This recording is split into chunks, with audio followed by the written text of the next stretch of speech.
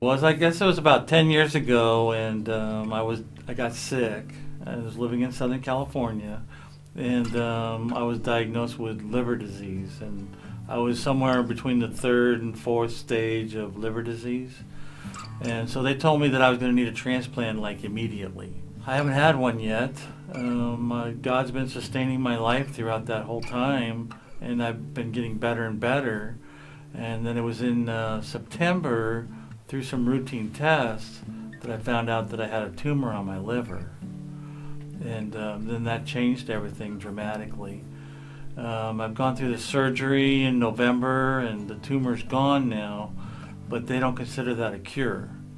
So right now I'm facing liver transplant.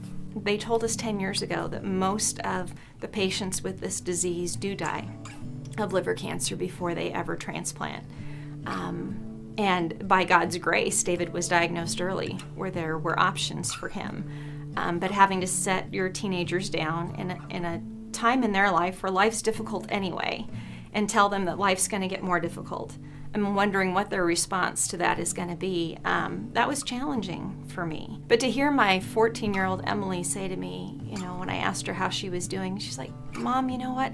I don't know what it's like for Daddy to be healthy. For 10 years, which seems like my whole life, he's been sick and he's gone through one thing after another. But I've also seen God faithful to us in every situation that we've been through.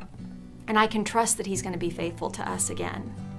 And then for my 17-year-old Jessica to tell me in the midst of grocery shopping one day that, she'd played worst case scenario in this. And I asked her, well, what does that mean and what does that look like to you? And she said, well, I realized, Mom, that worst case scenario, Daddy really could die from liver cancer, from liver disease. But if he did, he'd be at the feet of Jesus and he wouldn't be hurting anymore and he would be whole. And I also know that God promises me, Mom, in his word, that he'll take care of the widowed and the fatherless.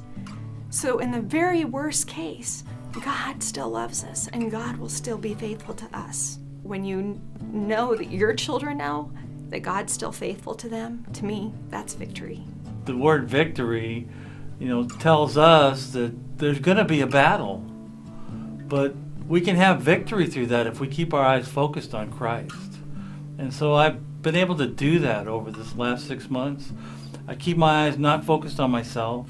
I don't focus my eyes on the storm, but I focus my eyes on the Lord and what he's called me to do through men's ministry and in different areas. And it's because of that we've had victory in Christ.